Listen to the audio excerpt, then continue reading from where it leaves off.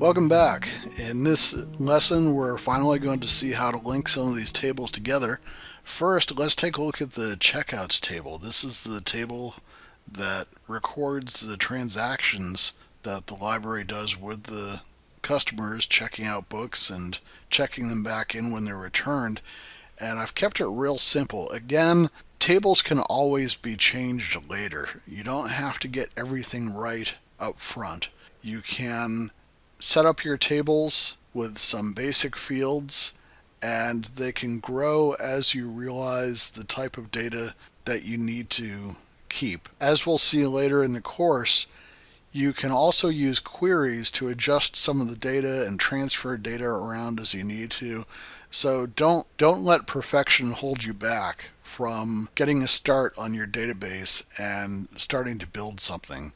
You can always change it later. So let's take a look at the checkouts table here. We have the checkout ID, which is the primary key. Again, it's an auto number. And in this table, we have something different. We have a customer ID and a book ID. Both of these are ordinary numbers. And you can see that they're long integers. Right now, they have a default value of 0. We're going to change that in a second. But they're both numbers, and they both refer to the other tables. The book ID refers to the primary key in the books table. It's going to be referencing the value that that table provides to reference the specific book that's being checked out. And also the customers table, or the customer ID field, is the same way. It references the customer ID field in TBL customers. In just a second, we'll be linking those two. First, you see the checkout date. We have a date time field for the checkout date. This is actually a general date. This is going to record both the date and time in short date format. And it uses the default value of now. Now is a function that returns both the date and time. It is required. It's indexed. Then we have the due date, which is, again, a date time. It's required. You have to have a due date for every item. And in the books table, I've added a checkout days field, which is a simple number, and that will record the number of days that each item it can be checked out. And we'll see how that works in a later lesson. But for right now, we have a due date that can be manually filled in, and eventually we'll get the system to fill it in on its own. And then we have the checked in field, which is also a date time. If this is blank, if it has not been completed, that means that the book is still out. Once it's completed, not only does it signal that the book has been checked in, it lets us know exactly when it was done. It's not set as required because it's not going to be put in immediately. It's going to be put in as an update later.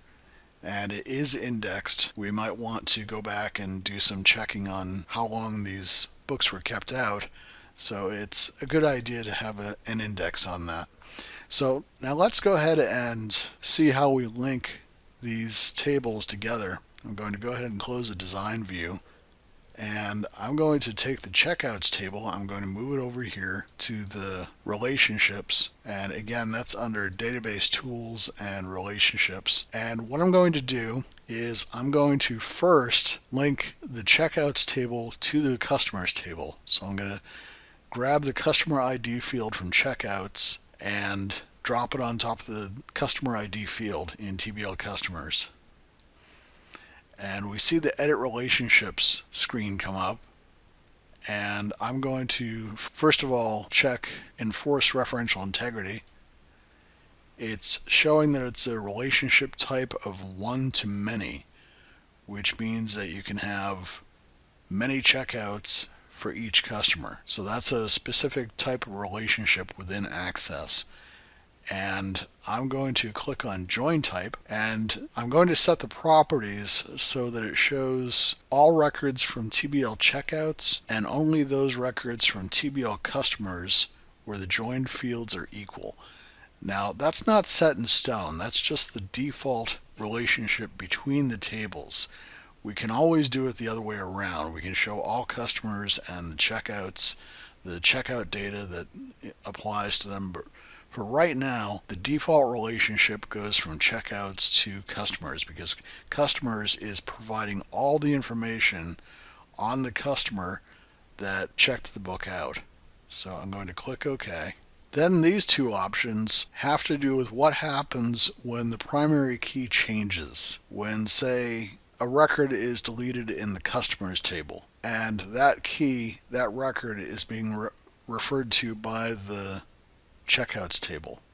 So you can do cascade updates or cascade deletes, and we'll get into that more later. But right now we're just going to enforce referential integrity. And what that means is that once you have a checkout record that refers to a specific customer, the system is not going to allow you to delete that customer record without some kind of warning at least. And that's where these options come into play. It's going to maintain the integrity of that reference, and that's what referential integrity means. And in one of the bonus videos to this series, I'll give an in-depth explanation as to how that works. But right now, what it means is that the system will automatically protect the integrity of the references between the tables. So I'm going to go ahead and click Create right now, and as you can see, it's added that relationship line. And you can click on it at any time or double click as I just did. And you can see the join type, and you can edit it, you can change relationships. It's already set. That relationship has already been formed, so I'll click OK. Now I'm going to go to the books table, and I'm going to take the book ID and drag it on top of the book ID field in TBL Books, and it's going to do the same thing. Again, I'm going to click Enforce Referential Integrity and Join Type, and include all records from TBL checkouts and only those records from TBL Books where the joined fields are equal. Click OK. And since neither of these checkboxes are checked, that essentially means that you cannot delete a book that has already been checked out even once. Because as long as this table is referring to that book record, that record has to stay there. So that's another aspect of referential integrity. So I'll go ahead and click Create, and again it creates the relationship line between the two. So now we have three tables in our database, and they're all linked together. And this is actually what's called a many-to-many relationship. You can have many books checked out by each customer, and each book can be checked out by many customers. And the TBL checkouts table is what's actually functioning as an intermediary table, so that it's breaking those down into two one-to-many relationships. That might sound a little bit confusing, it might sound a little bit technical. That's okay, you don't have to master it right now, but it's just something to keep in mind as you see more of these relationships later as we develop more tables. Now, as I mentioned before, we need to make a change to a couple of the tables. The thing about these primary keys is that they always start at 1.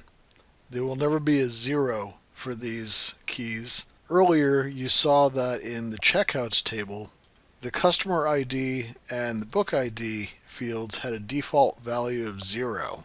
And it is possible in some cases that that can lead to an error, because if somebody edits the table directly and creates a new record with a value of 0 in that field, it will be referring to a non-existent book or a customer. So we need to remove that default value, and that's something to remember whenever you're creating these relationships. And that's all we have to do, remove that default value. That should take care of that.